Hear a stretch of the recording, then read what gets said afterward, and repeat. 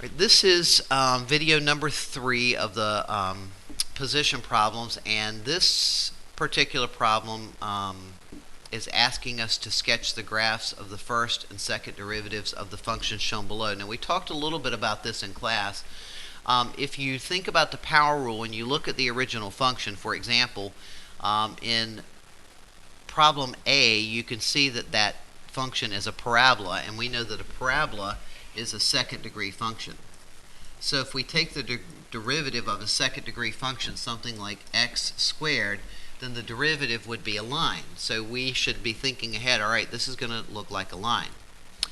Also, we said always identify first where is the derivative 0, where are there horizontal tangents.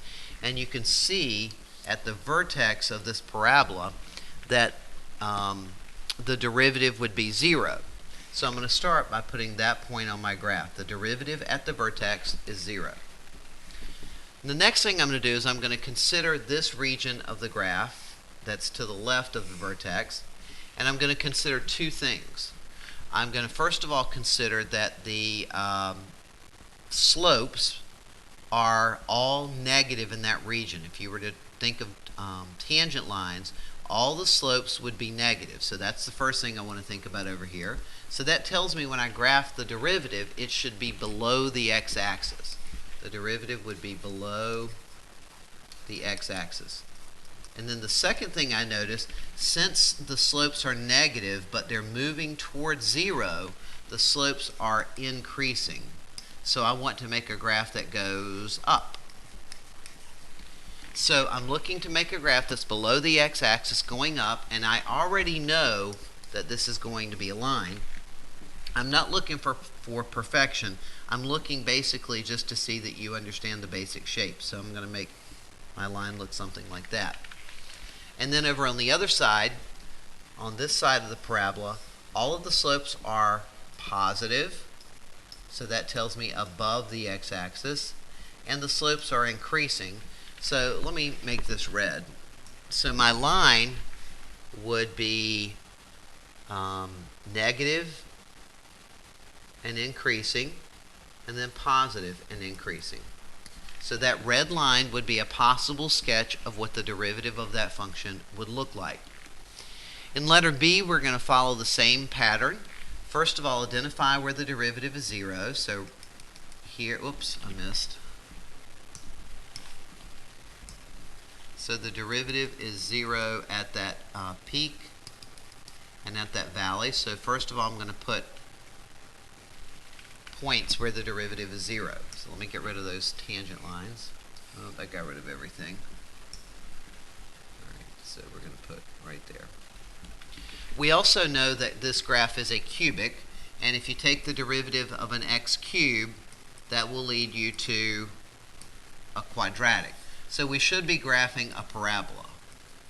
In other words, just think ahead to what you should be expecting, if possible. Now these 2 points break up the graph into regions. This first region, from here to here, all the slopes are positive, but they're moving towards 0. So positive, moving towards 0, decreasing. So now what I want to do is to draw a graph that is positive, decreasing, and a parabola. Now the next thing I want to consider is the next region, because this parabola is going to have a vertex. Notice that from here to here, the slopes are all negative, but they start out by decreasing and then they go increasing. So right kind of in the middle is going to be where the vertex of my parabola is going to occur. And then if I know this is a parabola, basically I can go ahead and sketch this, and then, whoops, not very pretty. But it would look something like that, a parabola. And then you can see the trends again over on the other side, that this region, all of the slopes are positive and increasing, and that's what the graph of my parabola is doing. All right, let's jump down to number 2, because the other answers are in your packet, and we can spend more time with that in class, or you could come and see me if you need more help. Each of the figures below shows the graph of an original function, a first derivative, and a second derivative. And notice how I read that, original, first, second, so that we have a way to communicate about them. Basically, we're looking for a graph. We're trying to find out which function is the first, the original, and the second derivative.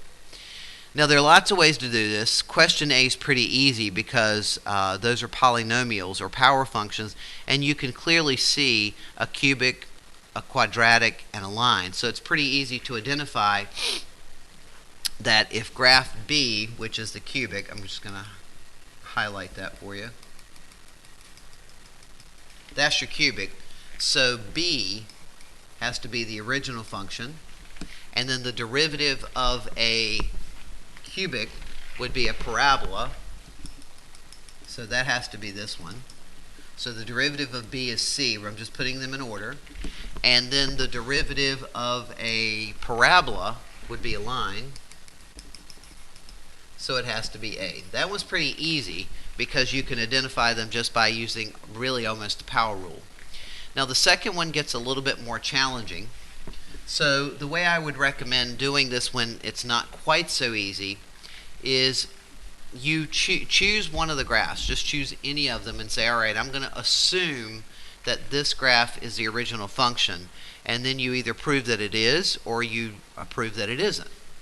Now I'm going to start with, I think I'm going to start with graph C. And graph C is this one right here. And the reason that I'm going to start with graph C is I notice that it has two places where there are horizontal tangents, here and here. So I'm going to look to see if there is a graph that crosses the x-axis at those values. And when I come up, I notice that B crosses the x-axis at 0, and I notice that again B crosses the x-axis at 0. So it is my suspicion that B is the derivative of C. Now I can do more to confirm that. If I look at the graph of C from here to here, all of the slopes in that little region that I just highlighted are negative, and they're moving towards 0, so they're increasing. Well, look at the graph of B. The slopes are negative and increasing. And I could keep doing that for the entire graph, but I think I'm pretty convinced that B is definitely the derivative of C. All right, now the last thing I have to figure out is, where does A go? Is A the original function, or is A the derivative of B? So if we consider graph B, I see up here that there's a horizontal tangent at 0, and I'm noticing that that A hits 0. But I'm not completely convinced yet, so let's investigate some more. I notice that the slopes of B in this region are all positive, and they are moving towards a slope of 0. Well, A has a graph that's all positive with slopes moving towards 0. Let's check out the other side. On the other side of the horizontal, the slopes are all negative, and they're becoming more and more negative. So they're moving away from 0, and I notice that the graph of A stays positive. So A cannot be the derivative of B, which tells me that A has to go first. Now you can investigate the graph some more to determine, all right, is C really the derivative of A? Well, let's check it out. Notice that the slopes of A are almost at 0 right here, and this graph is at 0, and then the slopes go negative in this region until we get here. Well, notice that the graph of C is below the x-axis. The derivative here is 0. C passes through 0. The slopes of A here go positive, which is what the graph of C is doing. And then the slope of A levels off and hits 0. So I think we have confirmed that. And again, you can do the same thing with the other graphs. Maybe I'll do one more. Let's do letter D. Same thing. Now none of these have horizontal tangents per se. It looks like they may be moving towards that. So let's start with A and see what the slopes of A are doing. I notice that all of the slopes of A in this region, the slopes are positive, and they're really big, and they're moving towards 0. So I'm looking for a graph that's positive and decreasing. But the slopes move towards 0. They never go negative. Well, if I look at the graph of C, the graph of C is positive and moving towards 0. So my suspicion is that C is a derivative of A. All right, now I have to figure out where B goes. So let's consider B for just a minute. The slopes of B are all negative. Okay, if you see what I'm doing, the slopes of B are all negative, and they're moving towards 0. So I can see that the graph of A is all negative and moving towards 0, so A has to be the derivative of B.